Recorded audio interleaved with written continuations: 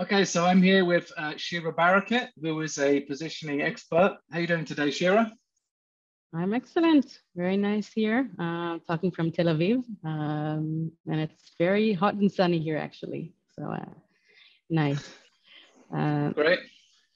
Same here in hmm? Barcelona, actually. I'm starting to get a little bit hot under the collar today, but we'll get through it.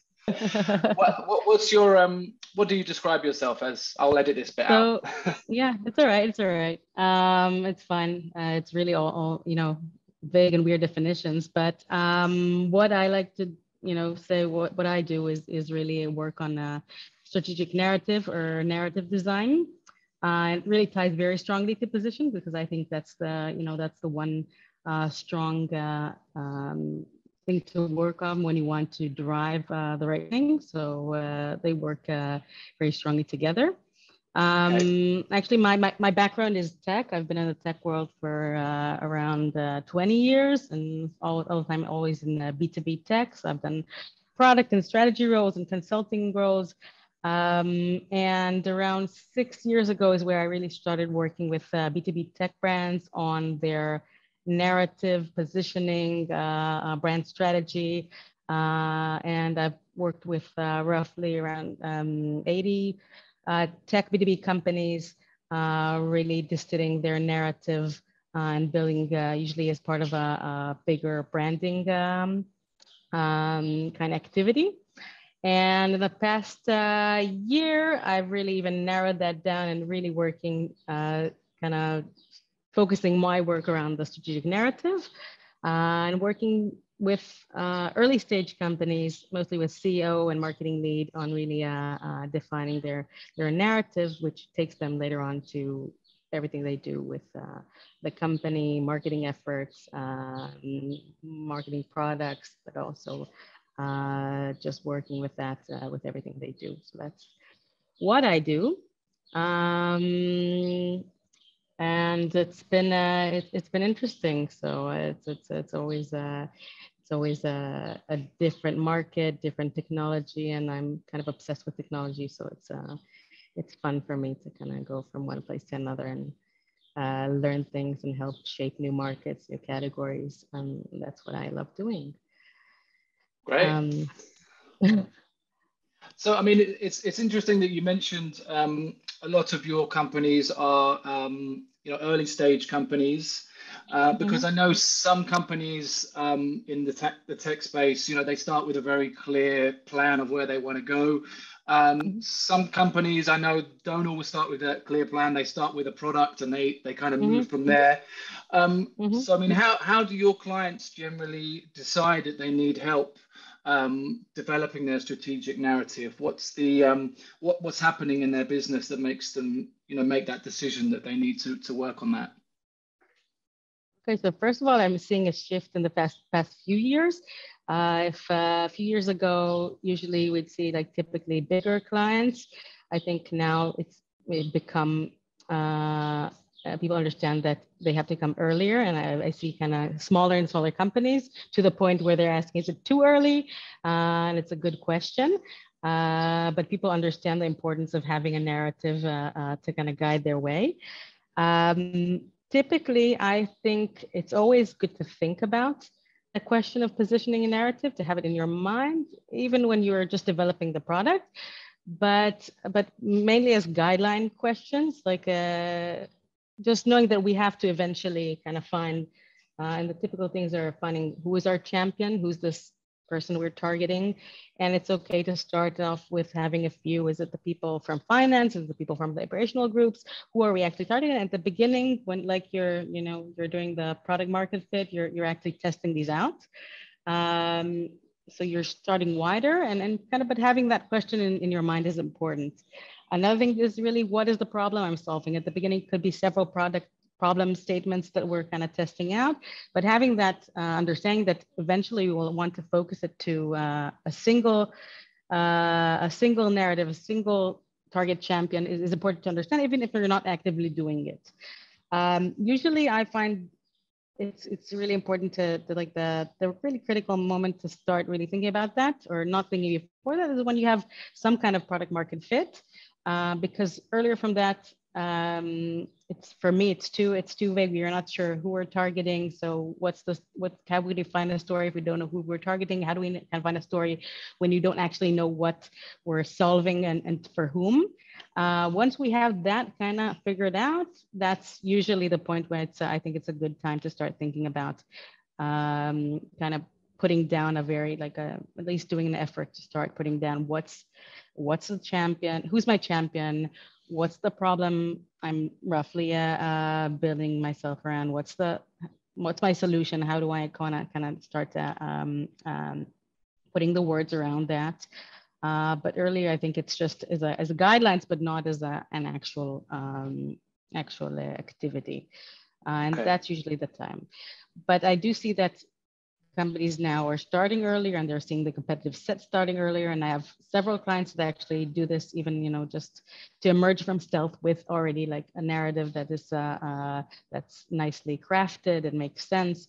And I think it's everyone understands it's a competitive advantage at this point. So not too early when we have too many open questions, but not too late when we're like everyone else is already defining the market and we're still kind of sending out vague messages out there. Okay, it's interesting that you say you've seen a shift in the market there. Or a shift in the trends of when people are working on this. Why do you think that is? I think it's the category of narrative is kind of becoming a bit more mature. If it's usually was a thing, only one person or another, talked about it. Now it's a widespread theme, and people are understanding the importance of narrative to kind of set what they do. And you can see the difference between companies that have strong narratives and how they're beating in their market. And actually the market is won not by product, but the best story out there.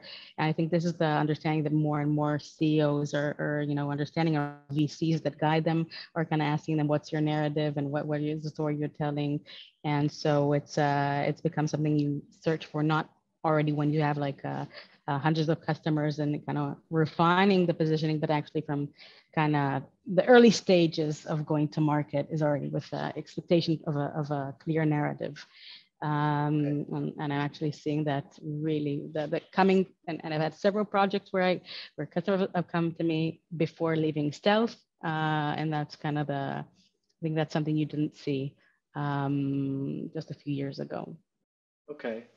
Okay, great. And then, I mean, you mentioned that, there's a clear difference between companies that have a strong narrative and, not so strong narrative. So, I mean, could I ask you, what would that difference be for you? Like, how could you identify if maybe your narrative isn't strong and it's something you need to improve? Okay, so the first thing I like to kind of do or ask or even question hypothetically is if I'd ask just a bunch of your customers, your investors, your partners, even internally, a question like, who are we? What's this company? And what are we solving? And typically, unless you have a clear strategic narrative, you'll get 7, 10, even 20 different answers. And that's an issue because everyone is perceiving you in a different way, and it comes from a void. No one, if you're not telling the world who you are and what you're solving and what's the story, so they have this kind of vacuum, and they kind of imagine for themselves, either from words that they heard across from your competitors, kind of stitching different things together and trying to define it themselves. And that's for me a clear, that's the majority of things that I see around the companies that no one has I spent the time to kind of define, and so everyone's defining them in different ways. If it's who they are, what they solve, and you get a lot of answers that way. And sometimes it seems good because if you're selling for use cases, I had a customer who had several use cases in different markets, and you go to each of one of their clients and they give you, they think you're perfectly set for their use case. And it sounds good because, they all think that you're built for them, but in fact, it's not the way. If you want to kind of set the long-term goal of the company is to have, a single company with a stable brand and recognition, perception, and becoming a meme in the market. And you can't do that when you have fractions of people telling different stories out there. So that's kind of the most of what I've seen when there's a problem there. But you can also go through websites of companies, and I can very clearly see if someone has a very clear problem definition, story, targeted to a specific person, and where it's just a bunch of words and trying to kind of fit all audiences with a generic theme and repetitive of what everyone else is saying. You can really sense the difference between those easily. So that's the main case. I also see other places where where you're perceived as just one of the generic market. Oh, it's what is it? Oh, one of those with automation tools, one of those medical AI companies. You can't clearly say what's the difference between them and like a bunch of others. Then you also know that there's a thing. You're seen as part of a blurb, almost a commodity, and then there's a need to kind of say something different, set a discourse, and lead the discussion rather than kind of being a tag along to what everyone else is saying. A last kind of observation is this is more mature companies. When I used to work with the bigger companies, is when you have a perception problem. I mean, when people kind of perceive you in a way that is not what you want. I had a customer that you do it. We had a whole survey of their target audience, and they were perceived as old school and slow and lots of bad attributes. Then there's like actually there's a problem there, and we had to set a new discourse and show people what we are and the value and why we're different and unique and valuable. But that's really usually a problem of mature companies, not the early stages startups that I usually see. Okay, yeah, I mean, I've noticed some of that myself in my own work with clients, even though I'm not generally trying to develop a strategic narrative like you are. I do talk to clients and try and get a sense of who they are, who their ideal customer is, and I will sometimes interview their customers, and I do sometimes see this kind of misalignment that you talk about. Different people in the company don't necessarily agree or haven't really thought that deeply about who their ideal customer is, and I think it's interesting that sometimes companies kind of need that outside perspective to kind of get clarity and figure it all out. So if I could ask, what's your process of actually helping companies do that and figure out what their strategic narrative should be? Okay. The process is really, I usually work with very limited and small group of people. It's always, and that's always kind of the thing to make sure you can't really make a big decision like that with a wider forum. So really, I think the CEO as a partner and maybe another leader leading, usually it's a marketing lead. And of course, we set this very small forum to discuss this. I think the process is not very different from what you think about. That's not the uniqueness here. It's lots of strategic work is done this way. Is first understanding kind of the basics of the company and defining the champion is the main element there. Understanding what the competitive set is and kind of understanding the basics there. And then, of course, the most integral part of the process and the most valuable part is really, I find, is really talking to the target audience, specifically the champion that we defined, and hearing their words, what they, how they talk about their challenges, how they talk about their before and after, how they talked about the shift in their world, how they see this as going into the future.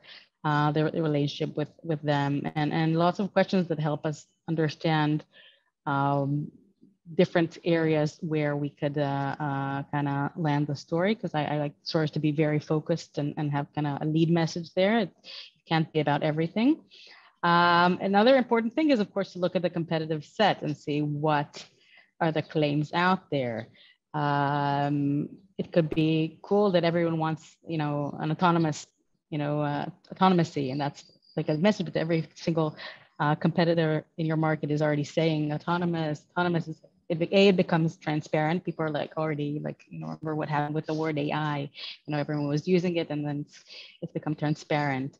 And it also doesn't allow you to set a new discourse. It's like, okay, these are repetitive things. Whatever we do, we don't want to lead with autonomous. So we might be using the word autonomous in our messaging and, because our product also works autonomously, but it can't be the lead of our story because that's already a story in the market. So we want to find a fresh perspective that is very relevant to our target audience that allows us to set a discourse. And usually there could be a few different directions, and that's where I want to kind of have it. I like to do like a very like an agile process with the leadership tip. I don't come necessarily with all the answers because I don't think I have a way to kind of write the narrative on my own, but set a set of options or trajectories. We can focus this around, this is going to be a narrative, this is going to be a narrative, this could be a narrative. Let's see what we feel is strongly this. I see how it's validated by the market, by what customers are saying. What are the words? I also like to, to capture a very strong word is always a good practice. What is the word or two we want to kind of really own in this marketplace? Is it a category? Is it an approach we are going for? But what is the theme we're relating? What do you stand for? And that's when we have one of those directions, then we can start crafting the actual narrative, and then it's also a iterative process to kind of refine it. But the main discussions are really like, what could be of the options that we kind of hear from the market? What could be the things that we want to own in this space? Okay, that's great. And I love that idea of finding the champion and really listening to the words that they're using and using them as your inspiration. And again, that has a lot of crossover with what conversion copywriters do in the process as well. So, so I'm curious, how do you kind of identify and get to hear from those customers, those champions? So those champions, first and foremost, is really one of the major kind of discussions and decisions is really understanding who this champion is. Sometimes customers think it's possible to message a few of them, and I think it's a wrong practice. I think a story has to be kind of a coherent story could only really capture the heart and mind of someone very definitive. So understanding who's the champion, who are other stakeholders that we're also addressing, and kind of separating that's the first thing. Once we have that person identified, then usually it's through the company. We want to kind of, from all the customers we have, let's find people who match this the set of responsibilities that we defined as a champion, and go to them. So if we now sell to different people, personas. We can, for DevOps, sometimes we sell for DevOps, and sometimes we sell to IT, and sometimes security. But if we understand that we want to address DevOps, let's find all these DevOps champions and really discuss with them, because we want to find the narrative that kind of captures them and lead with that, knowing that we'll want to have a derivative of how do we talk to IT, how do we then talk to security, how do we maybe talk to procurement, other buying, personas in a complex B2B buying scenario. But it's really the whole narrative is really around this one champion. We want to have this person reading through or getting these messages and nodding and really feeling that this is an articulation of the problem and the state of, the reality that they are experiencing.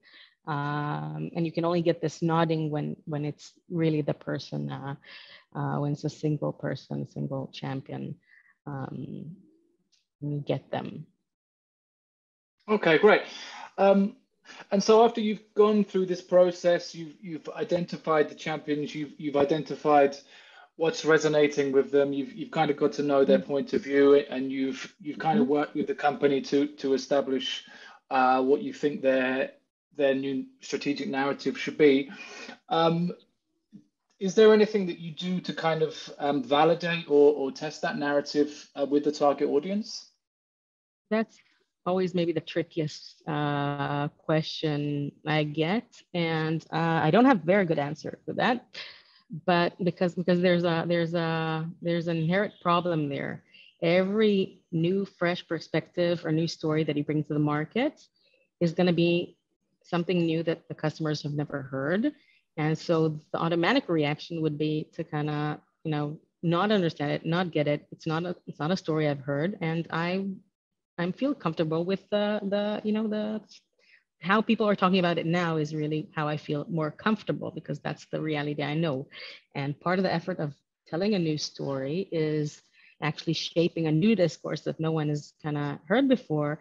And so asking people about it beforehand, it's going to be an issue. I always give the example of how HubSpot created this whole movement around inbound marketing, and the words inbound marketing. If you'd ask someone 12 years ago what they mean, no one would have a slight understanding or anything of what it is, and it sounds like nothing, and why would I need it, and I've never looked for anything like that, and maybe that would mean that it's not a good story. But after spending 9 years of kind of educating the market about inbound marketing, now every person on earth knows how important it is. They have it seems like something that everyone needs to have, like an inbound strategy. There's like roles for this in the organization. And that's because they did it was a very good articulation of a problem, very good narrative, and they spend a lot of time educating the market around it. So it's there's like inherent problem that like testing creative, there's an inherent problem there. I do advise that if you and people want to check around, like, is first feel confident with the direction, and then set a limited group of people on a one-on-one basis where you give them not just like the tagline or the category name, but kind of go through the story with them, people that you trust, and see that it makes sense to them in a very kind of very structured manner, and get the initial feedback from them. And of course, once you have that and you kind of choose a direction you're consistent within, always keep an eye of like, do I have to modify something? Like, it's not like we set it in like 3 years and we change it. We can change wording. We can see that something resonates and something is not very clear, and we can adapt some of that throughout the way. But I wouldn't go about and like surveying about it or trying to find a data-based way to validate it, because I don't think that's the approach here. Okay. But maybe that's where I'm always, maybe there's a way we haven't found it there. I don't know of one of the ways that exist that are a good way to actually have a database validation of a narrative before it's out there. Yeah, I mean, it seems to me some of this is just about kind of being a little bold, as you have to do in business sometimes, and kind of especially if you are trying to do something kind of different and kind of original, which is obviously what a lot of companies want to do. I mean, it was funny you talking about HubSpot. I was watching a video the other day with Pep from CXL, and he gave an example I thought was really nice, which was IKEA. And he was saying, if you'd said to people, do you want to go and buy furniture in a shop where you walk around and there's no assistance to help you, and then you have to make the furniture yourself, it probably wouldn't work on paper. But they were bold enough to try it, and it became a hit. And I suppose that's one of the kind of important takeaways, is that not everything is going to kind of work on paper, and companies do have to just kind of take a bit of a leap sometimes and try something different. I was wondering, I'm going to put you on the spot a bit. I mean, do you have any kind of examples of your clients of where they've done that, where they've kind of taken a bit of a leap, like, hey, we don't really know this is going to work, but we want to try something a bit different. Maybe we're not going to use that, autonomy or whatever the word is that everybody's using as their frame of reference, and it's paid off. Have you got any good stories of that? I have many examples. I'm wondering if to give my clients as examples or things that I admire, because I have both. One of my favorite, I think one of my posts I've written is one of I have a few favorite examples of clients of mine that have done this amazingly. I think actually what I think is amazing about it is not only the story itself, but the way they've implemented it. And they've done it like courageously, consistently, and the implementation I think is so much a part of what you do, because you have a great story and then not so amazing implementation, it's just gonna fail. So I think that's having a good leadership that really kind of takes it and is committed to a story is what makes it work. One of my favorites, I'll give two examples. One is Ada, Ada CX, Canadian based company, now unicorn, who were really struggling because it was an amazing company, amazing technology, but what everyone said about them was they were a chatbot, and it's not maybe an amazing category to be associated with. It doesn't sound grand. It's not, a big promise. It sounds actually like a nuisance sometimes. It doesn't sound like a valued category to be associated with.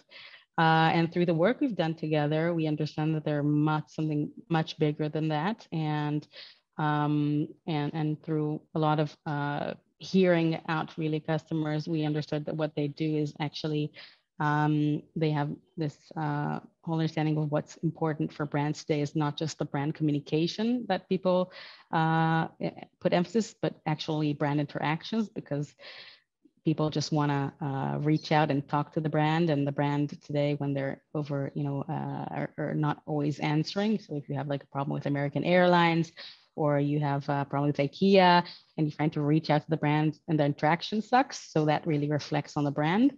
And now what they're owning in the space is actually owning this whole world of brand interactions.